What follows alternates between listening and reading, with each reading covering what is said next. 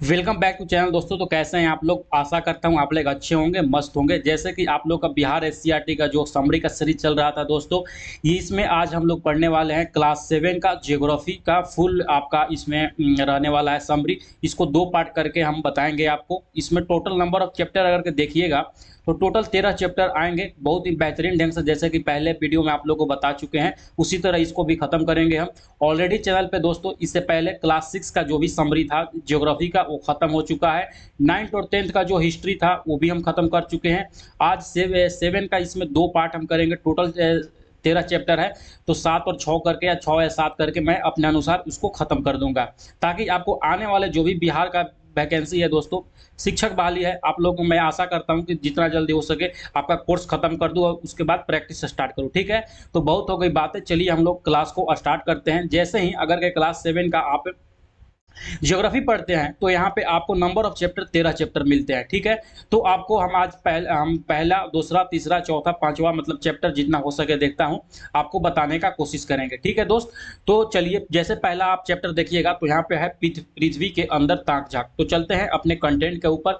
हाँ, स्टार्ट करने से पहले अगर चैनल पे नए हैं तो बस आप हमको इतना सपोर्ट कर लीजिए कि आप चैनल को हमारे सब्सक्राइब कर लीजिए और वीडियो को बस आप लाइक कर दीजिए और दोस्तों के पास शेयर कर दीजिए। बाकी हमको कुछ नहीं चाहिए, आप इतना कर दीजिए। मैं आपका टोटल का टोटल पूरा जितना भी क्लास 6 से लेकर क्लास 12 तक बुक्स है सारा का सारा मैं अच्छे ढंग से करा दूंगा। ये सब हैंड रिटेन मेरे द्वारा लिखे नोट्स है, उसके बाद आपके लिए मैं टाइपिंग वगैरह भी करवा दिया हूँ ताकि आपको कोई पढ़ने में दिक्कत ना हो। ठीक है, तो जैसे ही पहला चैप्टर आता है पृथ्वी के अंदर ताक झांक, तो क्लास 7 में इसमें कुछ उतना खास नहीं दिया गया, लेकिन हाँ आपको पता होना चाहिए बीपीएससी टीआरई जो 24 तारीख के एग्जाम हुआ था इसमें यही सवाल पूछा गया था कि पृथ्वी के क्रस्ट पर क्या पाया जाता है। तो उसमें ऑप्शन था सिलिका और एल्युमिनियम पाया जाता है, तो वही ये ऑप्शन करके आप यहाँ से एक नंबर आपका सवाल पूछा गया था आपके टीआरई एग्जाम में जो के हुए।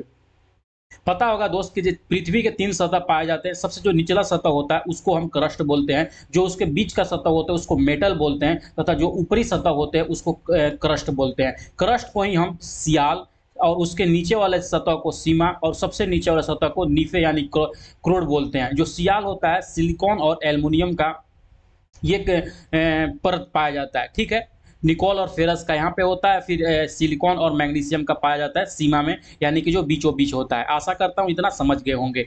उसके बाद है कि पानी, कोयला, हीरा इत्यादि जो दोस्तों होता है भूपर्टी के जो पहला परत होता है क्रस्ट जो होता है जिसको सियाल भी बोलते हैं उसमें पाया जाता है। ये सवाल आपसे हो सकता है, पूछा जा सकता है कि पानी, कोयला, हीरा इत्यादि पृथ्वी के किस सतह पर पाया जाता है, तो वो भूपर्टी पर पाया जाता है, सियाल पे पाया जाता है, क्रस्ट पे पाया जाता है। ठीक है, आशा करता हूँ समझ गए होंगे। अब उसके बाद आते हैं चैप्टर नंबर 2 जिसका नाम है चट्टान और खनिज।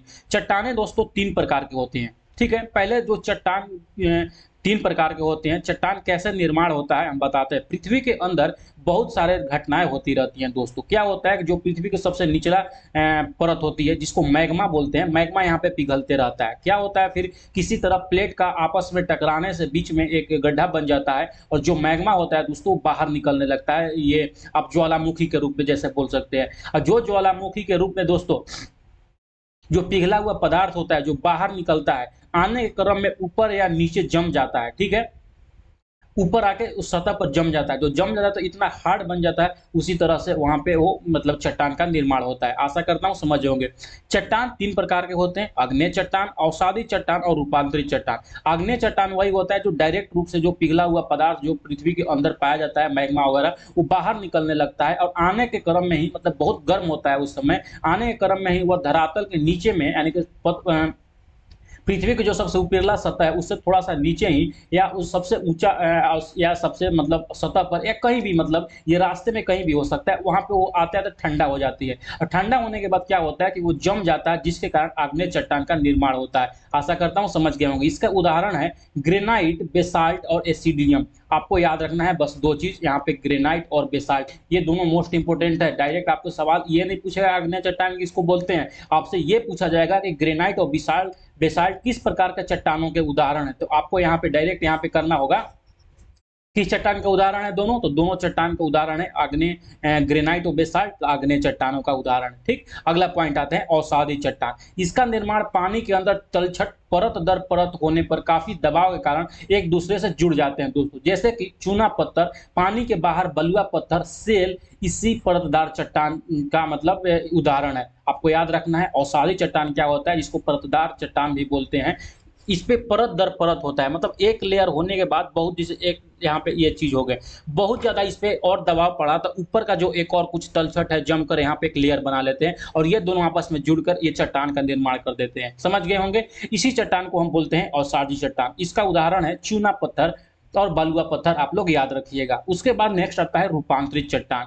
जब अग्नेय और अवसादी चट्टानों में अत्यधिक ताप या दाब होने के कारण दोस्तों इसके गुण और स्वरूप में बदलाव हो जाते हैं, उसको रूपांतरित चट्टान बोलते हैं। अब देखिए, यहाँ से दो चट्टान आप लोगों ने पढ़ ली, आग्नेय चट्टान और अवसादी चट्टान। ये दोनों चट्टानों का क्या होता है कि आपस में बहुत ज्यादा ताप और दबाव के कारण इसमें कुछ चेंजेज आते हैं। जो चेंजेज होते हैं, जो रूपांतरण होते हैं, इन्हीं चट्टानों को रूपांतरण चट्टान बोलते हैं। रूपांतरित चट्टान बनते ही हैं आग्नेय चट्टानों से और आपके यहाँ पे अवसादी चट्टानों से। ठीक, जैसे कि संगमरमर ये बलुआ पत्थर से बनता है,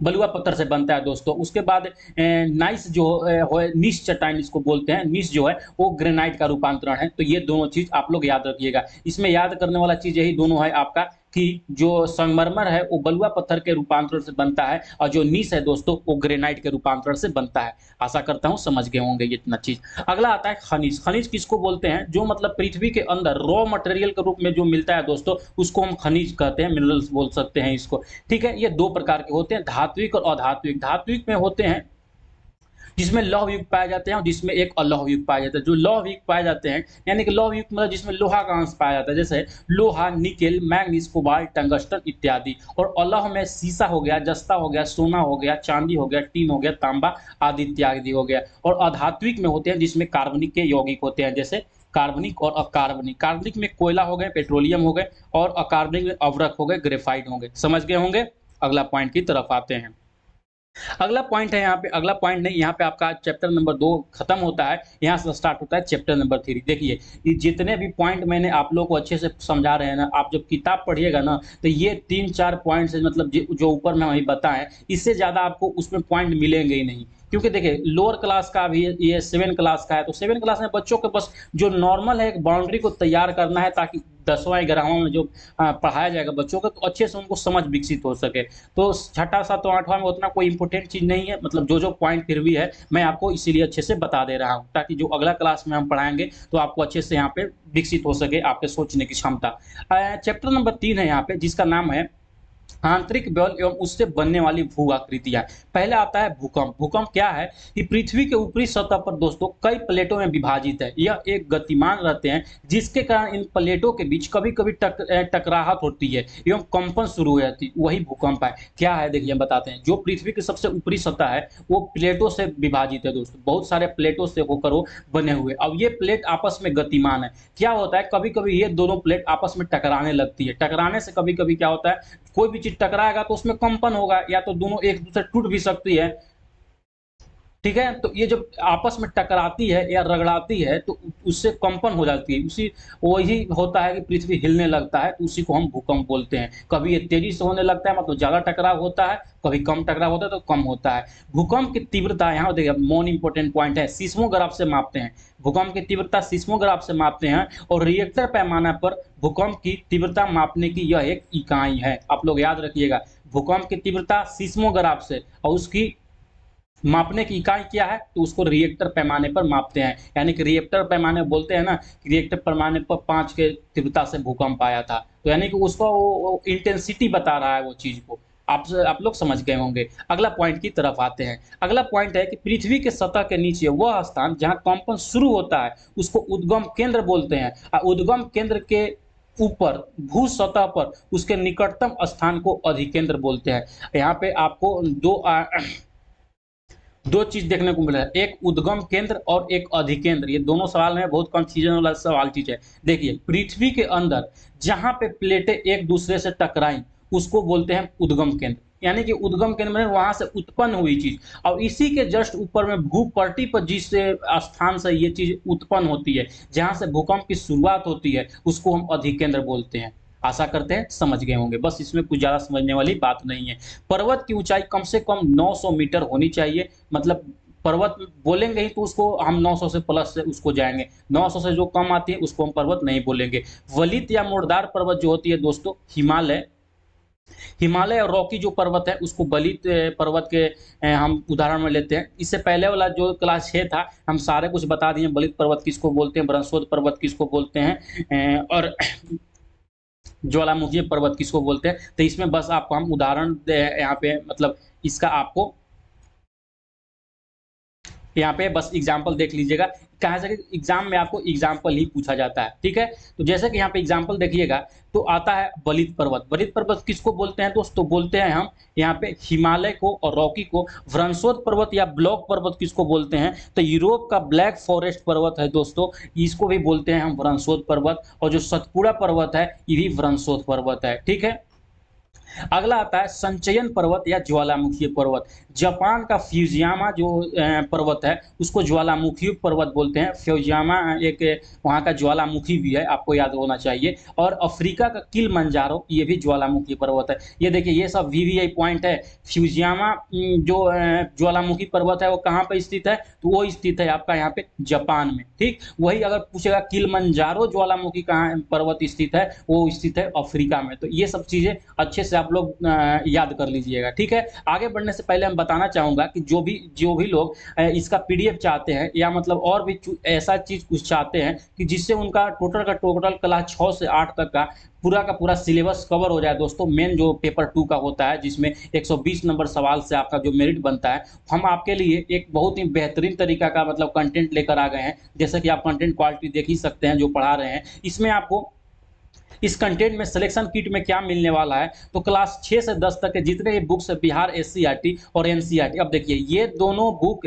90% आपका सेम कंटेंट रखते हैं। हम एससीईआरटी इसीलिए फॉलो कर रहे हैं कि इसमें बहुत सारा चैप्टर बिहार के बारे में पढ़ने को मिलता है। अब ज्योग्राफी पढ़ रहे हैं तो बिहार का ज्योग्राफी भी इसमें पढ़ लीजिए, अगले आने वाले सवाल में मतलब क्लास में हम लोग पढ़ लेंगे। और जो कि एनसीईआरटी में पढ़िएगा तो उसमें नहीं आपको आएगा। अब और जो बिहार बीपीएससी करता है दोस्त, बिहार से भी सवाल पूछता है, इसीलिए हम एससीईआरटी फॉलो किए हैं ज्यादा करके। एनसीईआरटी दोनों मतलब 90% कंटेंट सेम है, तो जो भी ज्यादा है हम एक ही मतलब पीडीएफ में इसको इंक्लूड कर दिए हैं, आपको हम देंगे। उसके बाद बीपीएससी का जितने भी एग्जाम हुए आज तक उसको चैप्टर वाइज हम आपको एमसीक्यूज के रूप में क्वेश्चंस दे देंगे, ताकि बार बार आप प्रैक्टिस करके अच्छा से बेहतर स्थिति में हो सके।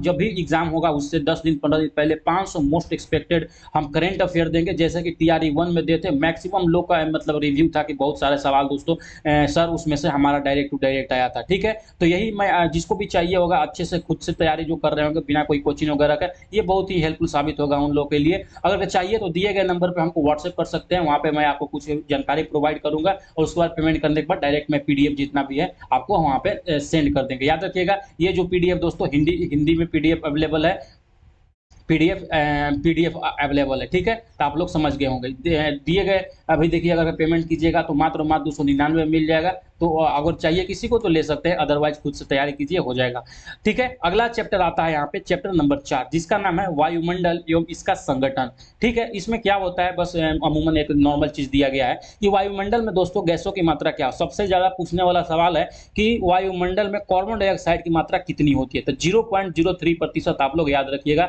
एकदम आंख मूंद के याद रखिएगा। कार्बन डाइऑक्साइड की मात्रा 0.03% होता है। उसके बाद आता है आप लोग को नाइट्रोजन। नाइट्रोजन कितना प्रतिशत होता है, कहीं कहीं डायरेक्ट आपको पूछा जाएगा कि टोटल प्रतिशत कितना है, तो 78.03%। ऑक्सीजन होता है 21%, ऐसे लेकर हम लगभग चलते हैं, लेकिन 20.99% आपके बुक के अनुसार ये दिया गया है, ठीक है, समझ गए होंगे। अगला पॉइंट है कि वायुमंडल का विस्तार पृथ्वी के करीब 1000 किलोमीटर की ऊंचाई तक फैला हुआ है। तो 1000 किलोमीटर की जैसे ही क्रॉस करते हैं उसके बाद अंतरिक्ष है, यानी कि दूसरा हम सतह में चले जाते हैं। जैसा कि इसको अगर सतह में 5 परतों में बांटा गया है, जिसको पहला कहते हैं, जैसे हम थोड़ा सा अच्छे से बताना चाहें। पहला जो होता है वो होता है क्षोभ मंडल, जिसको टोपोस्फेयर बोलते हैं।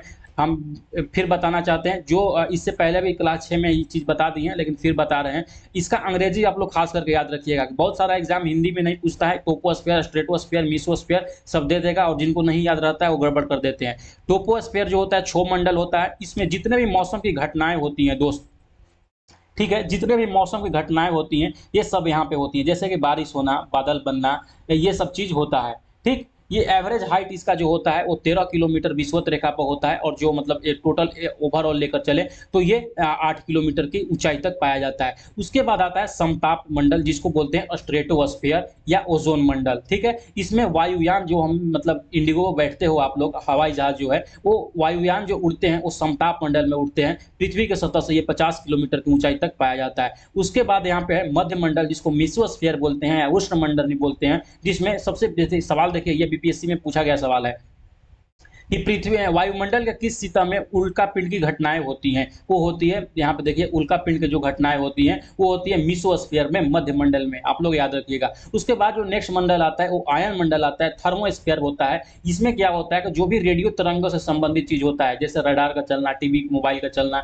जो जो भी मतलब तरंग से संबंधित चीज है, यानी कि जो कनेक्टिविटी से चीज रिलेटेड है, वो सारा का सारा आपका आयन मंडल में हो जाएगा यहाँ पे। ठीक है, तो याद रखिएगा। उसके बाद आता है आपका एक्सोस्फीयर, जिसको बहिर्मंडल बोलते हैं। इसमें जो मुख्य घटना है, ये कृत्रिम उपग्रह, हीलियम, हाइड्रोजन इत्यादि जो पाया जाता है वो एक्सोस्फीयर में पाया जाता है। जो आपका जो सैटेलाइट वगैरह होता है, कृत्रिम उपग्रह होता है, वो भी बहिर्मंडल में आपका काम करता है। ठीक है, आशा करता हूँ इतना समझ गए होंगे। बस आप लोग ये सब चीज़ याद रखिएगा कि जो मौसमी घटनाएं होती है क्षोभ मंडल में होती है, वायुयान जो उड़ती है समताप मंडल में होती है, उल्का पिंड जो पाया जाते हैं मध्य मंडल में, रेडियो तरंगे आयन मंडल में, और कृत्रिम वगैरह उपग्रह वगैरह जो होता है वो बहिर्मंडल में होता है। ठीक है, उसके बाद आता है यहाँ पे चैप्टर नंबर 5 आपका। चैप्टर नंबर 5 में दोस्तों पानी के बारे में कुछ बताया गया है कि बिन पानी सब शून्य, मतलब पानी के बारे में कुछ है वहां पे पढ़ने को, आप जब पढ़िएगा तो पृथ्वी पर कुल 71% जल मंडल है, जिसमें मात्र 0.3% पानी पीने योग्य है। इसीलिए सरकार और हम लोगों को ये कोशिश करना चाहिए कि पानी का जितना से जितना हो सके बचत कीजिए। ठीक, जल संरक्षण दिवस कब मनाया जाता है तो वो 22 मार्च को मनाया जाता है। कांवर झील दोस्तों बेगूसराय, बिहार के बेगूसराय जिले में पाया जाता है, और बरेला झील जो है वो लखीसराय में है। देखिए, ये दोनों चीज अगर के आप ये दोनों चीज अगर के आप जब ये पढ़िएगा दोस्त, एनसीईआरटी जब पढ़िएगा तो ये दोनों चीजें वहां पे नहीं देखने को मिलेगा। कांवर झील कहाँ पे है और बरेला झील कहाँ पे, इसीलिए हम बोलते हैं आपको एससीईआरटी पढ़ा कीजिए, सुपर किताब है, कोई दिक्कत नहीं होगी। ठीक, इसमें आपको देखने को मिलेगा यहाँ पे कहाँ कहाँ दोनों बता दिए। ठीक है, अगला पॉइंट है यहाँ पे कि सूर्य एवं चंद्रमा के गुरुत्वाकर्षण के कारण ज्वार भट्टा उत्पन्न होते हैं। जल की ऊंचाई की ऊपर चढ़ना ज्वार कहलाता है, एवं उतरना भट्टा कहलाता है। यह 24 घंटा में 2 बार होता है। आपसे सवाल यही पूछा जाएगा डायरेक्ट कि ज्वार भाटा उत्पन्न होने का मेन कारण क्या है, तो आपका बस डायरेक्ट यही आंसर होना चाहिए, सूर्य और चंद्रमा। सूर्य और चंद्रमा का दोस्तों आपस में गुरुत्वाकर्षण के कारण ज्वार भाटा उत्पन्न होते हैं। जो पानी समुद्र के तल से मतलब जो किनारा होता है जब ऊपर चढ़ता है तो उसको हम बोलते हैं क्या, ज्वार बोलते हैं। ठीक, अब यही जब पानी लौट कर समुद्र में जाने लगती है तो उसको भाटा बोलते हैं। ये 24 घंटे में 2 बार होता है। आप लोग ये चीजों को भी सारा चीज अच्छे से याद रखिएगा। ठीक, आते हैं अगला चैप्टर की ओर। यहाँ पे आपका इस चैप्टर में बस इतना ही मेन पॉइंट दिया गया था। अगला चैप्टर आपका निकल के आता है हमारा पर्यावरण। उसमें नॉर्मली चीज पर्यावरण के बारे में बताया गया है, तो उतना इंपॉर्टेंट चीज नहीं था, बस यही था सजीवों का आपसी एवं पर्यावरण के बीच के जो निर्भरता है दोस्तों, डिपेंडेंसी है। जैसे कि हम भी पेड़ पौधे पर बहुत निर्भर रहते हैं, पेड़ पौधे भी हम लोग पर निर्भर रखते हैं, तो इसी को जो मतलब रिलेशन चलता है, पारस्परिक जो निर्भरता हम लोग है उसको पारितंत्र बोलते हैं, इकोसिस्टम इसको ही बोलते हैं। तो समझ गए होंगे। अगला चैप्टर निकल के आता है आपका जीवन का आधार पर्यावरण। ठीक है, जीवन का आधार पर्यावरण। मानव सामान्यतः 60 डेसिबल तक सुन सकता है। ये सवाल पूछा गया है आपसे कि मैक्सिमम जो मनुष्य का सुनने श्रवण क्षमता होती है वो 60 डेसिबल होते हैं। इसके ऊपर जब होगी दोस्तों तो हो जाएगा ध्वनि प्रदूषण। जैसे डीजे वगैरह बजाते हैं तो वो मतलब सुन तो सकते हैं, लेकिन उसके बाद जो होने लगता है वो ध्वनि प्रदूषण कैटेगरी में आ सकता है, आ जाएगा। ये सवाल आपसे पूछा जा सकता है, तो याद रखिएगा। सोंस जो डॉल्फिन है दोस्तों वो राष्ट्रीय जलीय जीव घोषित किया गया है। ठीक, यह जीव गंगा नदी में पाया जाता है। इसका प्रमुख खाद्य जो है नदियों का कचरा है, इसीलिए गंगा के किनारे बिहार में गंगा नदी डॉल्फिन का उसका विकास किया जा रहा है, आपको पता होगा। ठीक है, आगे आते हैं चैप्टर नंबर 8, मानव पर्यावरण अंतःक्रिया लद्दाख प्रदेश में जनजीवन। इसका आपको यहाँ पे पढ़ना है, यानी कि लद्दाख के लोगों का क्या जनजीवन है उसको थोड़ा सा बताया गया है आपके बुक्स में। लद्दाख की द्रास घाटी में अच्छी किस्म का जीरा पैदा होता है, याद रखिएगा। जीरा का पैदावार कहाँ पे होता है? लद्दाख के द्रास घाटी में। सिंधु नदी लद्दाख से होकर बहती है एवं श्योक, नुब्रा, छो आदि बड़ी नदियां हैं। श्योक, नुब्रा, छो आदियां कहाँ की नदियां हैं? तो लद्दाख की नदियां हैं, आप लोग याद रखिएगा।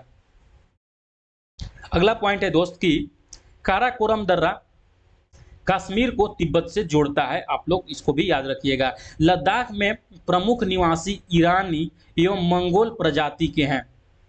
ईरानी प्रजाति के लोग बल्टोरा कहलाते हैं, जो मुसलमान हैं। यहाँ पे जो मेन है वहाँ के निवासी हैं लद्दाख में, वो ईरानी और मंगोलियन है। ठीक, जो ईरानी प्रजाति के लोग हैं उनको बोलते हैं बल्टोरा। आपसे डायरेक्ट यही पूछ लेगा कि बल्टोरा का इनमें से क्या समझते हैं बल्टोरा से, और 4-5 ऑप्शन दे देगा, तो वहाँ पे तो जब से नहीं पढ़े रहिएगा तो आप कंफ्यूज हो जाइएगा क्या कि मारे क्या। ठीक, अगला पॉइंट है कि मंगोल प्रजाति के लोग बौद्ध धर्म के अनुयायी हैं, ये आप लोग याद रखिएगा। ईरानी जो लोग हैं वो मुस्लिम हैं जिनको बल्टोरा बोलते हैं, और जो ये मंगोलियन है वो बौद्धिस्ट हैं, बौद्ध धर्म के पालन करते हैं।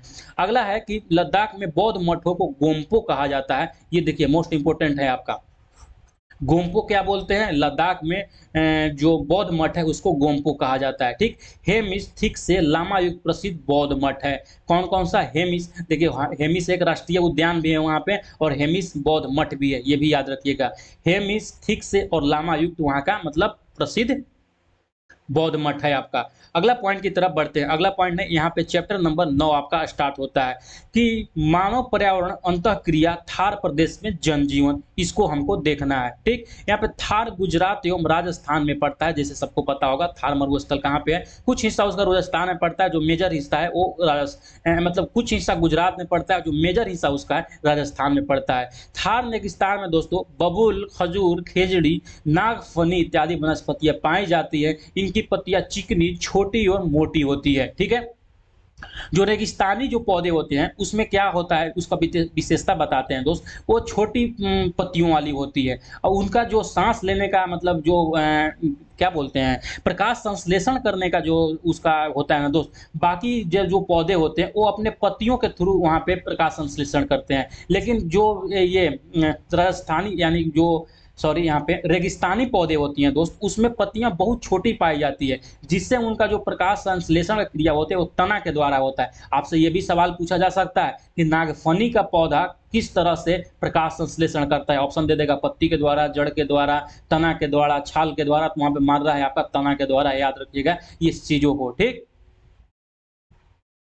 अगला पॉइंट आते हैं कि बाजरी की रोटी राजस्थान की प्रमुख भोजन है। सही है, लोग गर्मी से बचने के लिए शफाफ पगड़ी का प्रयोग करते हैं राजस्थान में। थार प्रदेश में जिप्सम, संगमरमर, लिग्नाइट, अवरख आदि वहां पे मिलते हैं। आप लोग याद रखिएगा जिप्सम, संगमरमर, संगमरमर खास करके राजस्थान में मिलता है, ये चीज याद रखिएगा। पानी की कमी को दूर करने के लिए सतलज नदी पर बांध बनाकर इंदिरा गांधी नहर बनाया गया है, जिसे राजस्थान नहर भी बोलते हैं। सतलज नदी बनाया गया है, इंदिरा गांधी नहर, जिसको राजस्थान नहर भी बोला जाता है। तो आप लोग सतलज नदी को याद रखिएगा। अगला पॉइंट है कि रेगिस्तान में हरियाली व जल वाला क्षेत्र नखलिस्तान या मरुधान कहलाता है। ठीक है, राजस्थान में जहाँ पे जल है, जहाँ पे हरियाली है, उसको नखलिस्तान या मरुधान बोलते हैं, ये चीज याद रखिएगा। अगला पॉइंट निकल कर आता है चैप्टर नंबर 10। मैं इसी वीडियो में सारा का सारा आपको चैप्टर करा देता हूँ, ताकि अगला जो ये है पार्ट का इंतजार ही नहीं रहे। एक वीडियो में आपका क्लास 7 पूरा का पूरा कंप्लीट हो जाए। देखिए आप किताब भी पढ़िएगा तो इससे ज़्यादा पॉइंट आपके नहीं बनेंगे, मैं लिख के देता हूँ। मैक्सिमम चीज़ को हम इसमें इंक्लूड कर दिए हैं आपका। क्लास 10 मतलब चैप्टर नंबर 10 है यहाँ पे मानव पर्यावरण अंतःक्रिया एवं अपना प्रदेश बिहार। अब यहाँ पे हमको बिहार के बारे में पढ़ना है। जब एनसीईआरटी पढ़िएगा तो ये चैप्टर मिलेगा ही नहीं आपको। 22 मार्च 1912 को बिहार राज्य की स्थापना हुई। देखिए 1912 ईस्वी में क्या हुआ था आप जरूर से जरूर कमेंट सेक्शन में बताइएगा। इसी दिन प्रति वर्ष बिहार दिवस मनाया जाता है 22 मार्च 1912 से।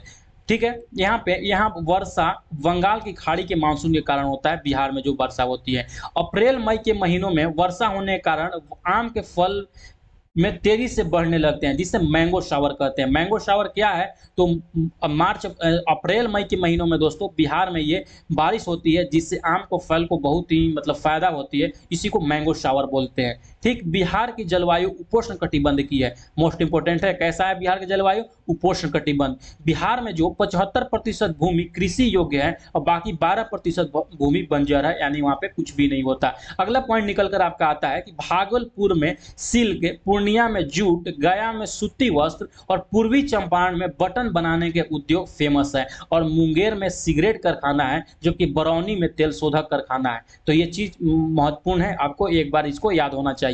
अगला पॉइंट निकल कर आता है यहाँ पे कि मुजफ्फरपुर एवं मोकामा में रेलवे वैगन प्लांट है और जमालपुर में रेलवे वर्कशॉप है। रेलवे वर्कशॉप कहाँ पे है? जमालपुर में है। और जो CNW जिसको बोलते हैं, कैरेज एंड वैगन वर्कशॉप, वो मुजफ्फरपुर और मोकामा में स्थित है। उसके बाद अगला पॉइंट निकल कर आपका आता है कि कैमूर के पहाड़ियों में चूना पत्थर, बलुआ पत्थर, पाइराइट्स मिलते हैं। मधुबनी पेंटिंग और मिथिला पेंटिंग बिहार में प्रसिद्ध है। आप लोग याद रखिएगा, मधुबनी पेंटिंग से तो खूब सारा सवाल पूछा जाता है। मधुबनी पेंटर बिहार के किस राज्य में है? तो वो बिहार में ही है, मतलब बिहार के किस राज्य में, गलत से बोल दिया, बिहार में है। ठीक, अगला पॉइंट निकल कर मतलब चैप्टर यहाँ पे आता है आप लोग का चैप्टर 11। यहाँ पे हमको पढ़ना है केरल के बारे में, यानी केरल के क्या जनजीवन है। केरल की जलवायु उष्ण आर्द्र मानसूनी है। अब जल्दी से कमेंट में बताइए कि बिहार का जलवायु कैसे है, बिना वीडियो को पीछे किए हुए जल्दी बताइए आप लोग। ठीक, यहाँ मई से नवंबर तक वर्षा होती है एवं सघन सदाबहार वन पाए जाते हैं। सघन सदाबहार वन क्यों पाए जाते हैं? क्योंकि यह भूमध्य रेखा के नजदीक पाया जाता है। यहाँ पे जो सूर्य का प्रकाश होता है सीधे पड़ता है, जिसके कारण यहाँ का वनस्पति बहुत तेजी से ग्रो करता है, और जहाँ की वनस्पति तेजी से ग्रो करेगा वहां पे पाया जाएगा सघन सदाबहार वन। ठीक है, समझ गए होंगे। जिसका दो मुख्य वृक्ष है, सागवान, चंदन, सुपारी, नारियल, रबड़ और बांस। जो रबड़ सबसे बेसी शायद होता है वो केरल में ही होता है, ये चीज को भी आप लोग याद रखिएगा। नौका दौड़, कथकली, ये मेन इंपोर्टेंट है, VVI है। कथकली कहाँ के? और मोहिनी अट्टम। कथकली और मोहिनी अट्टम केरला का लोक नृत्य है। बहुत बार सवाल पूछा गया, इतनी बार कि आप सोच भी नहीं सकते हैं। अगला पॉइंट निकल के आता है कि मार्शल आर्ट के रूप में कलारियट शैली, यो मल, ये देखिए ये सब मलयाली में लिखा हुआ है ना, इसलिए थोड़ा सा पढ़ने में दिक्कत हो रहा है। आप भी पढ़िएगा तो दिक्कत होगा, क्योंकि वहाँ का जो केरला का लैंग्वेज है मलयालम लैंग्वेज है। तो ये सब चीज़ जो लिखा हुआ है वो हिंदी में भले लिखा हुआ है, लेकिन ये शब्द है मलयालम का, मलयाली का। कलियरपट जो शैली है, मलखम जो यहाँ का है प्रसिद्ध खेल है ये। तो आप लोग ये दोनों चीज याद रखिएगा। शबरीमाला मंदिर कहाँ पे? बहुत पहले, अभी कुछ दिन पहले नहीं, हो गया लगभग 6 महीना, ये बहुत ही मतलब न्यूज का चर्चा का केंद्र था, क्योंकि इसमें महिलाओं को शायद प्रतिबंध किया गया था जाने से, मतलब हमको कंफर्म नहीं है, तो उसको रहने देते हैं। जो सबरीमाला का दोस्तों है, यह मंदिर कहाँ पे स्थित है? केरला में स्थित है। ठीक, अगला पॉइंट है कि कश्मीर की भांति यहाँ पे हाउस बोट भी मिलता है। हाउस बोट होने का 2 ही राज्य में होता है, एक केरला में होता है और एक जम्मू कश्मीर में होता है, ये चीज याद रखिएगा। अगला आपका यहाँ पे चैप्टर निकल के आ रहा है जिसका नाम है मौसम और जलवायु। ठीक, चैप्टर नंबर 12 है। इसमें क्या कुछ पढ़ने वाला है थोड़ा सा हम बता देते हैं कि मौसम जो है किसी निश्चित स्थान पर निश्चित समय वायुमंडल में तत्कालीन दशा मौसम कहलाती है। मौसम और जलवायु दोनों मतलब अलग चीज है। जो मौसम होती है तत्कालिक दशा है, यानी क्षण क्षण पर क्षण, यानी कि 2-4 दिन 10 दिन पर बदलते रहता है, उसको मौसम बोलते हैं।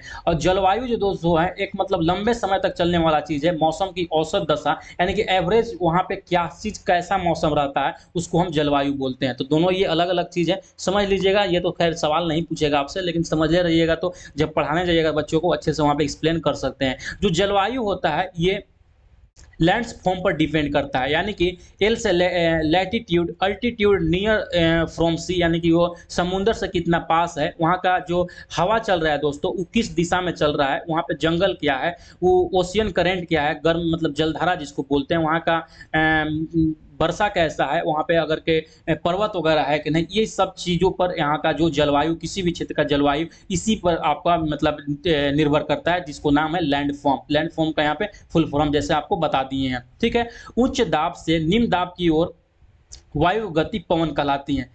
ठीक है, ये समझ गए होंगे पवन किसको बोलते हैं, उच्च दाब से, जहाँ पे मतलब उच्च दाब है, हवाएं उठ के जाना चाहें जहाँ पे निम्न दाब हो।